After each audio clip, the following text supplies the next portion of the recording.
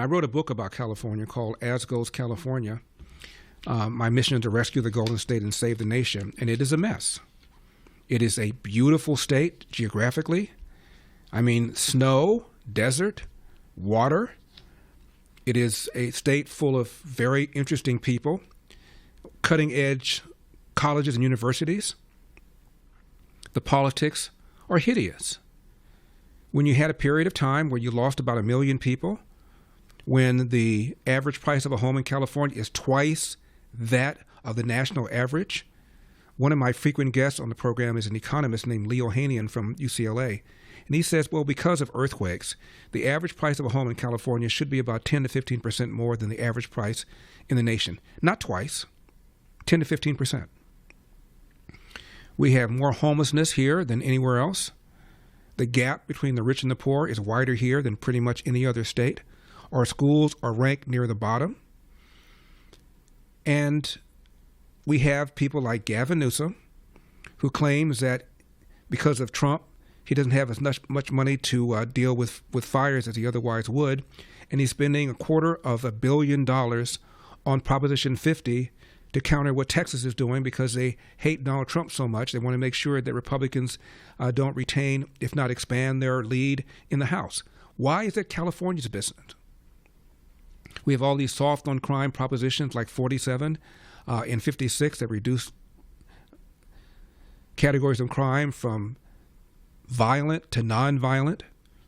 Believe it or not, serial arson is now a nonviolent offense in California. I'm not making this up. Assault of a police officer is now a non-violent offense.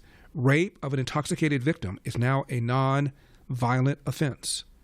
And as you know, California set up a panel that recommended $1.2 million, $1.5 million for reparations for every black descendant of slaves, even though California was not a slave state. It's insane.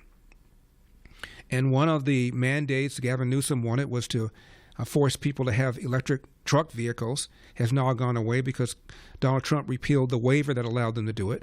So that's now gone away. That was insane.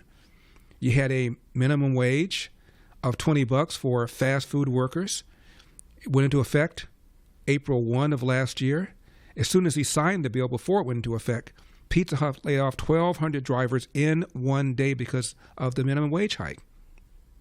It is estimated that since the proposition was passed that jacked up the minimum wage for fast food workers, some 16,500 fast food workers have lost their jobs. Years ago, California voters voted to ban the use of race as a factor in hiring, in contracting, and in admissions to colleges and universities. A few years ago, they tried to put it back.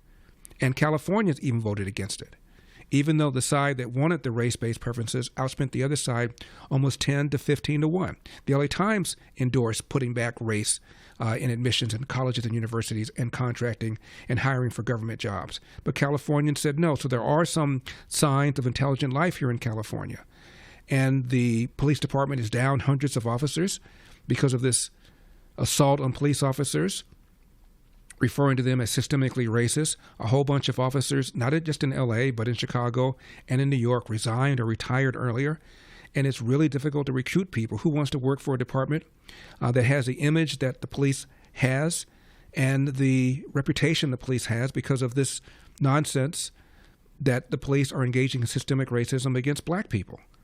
So this state is an absolute mess. And I'm hoping that maybe, just maybe this time, with sufficient funding, a Republican can become governor. Lord knows I tried.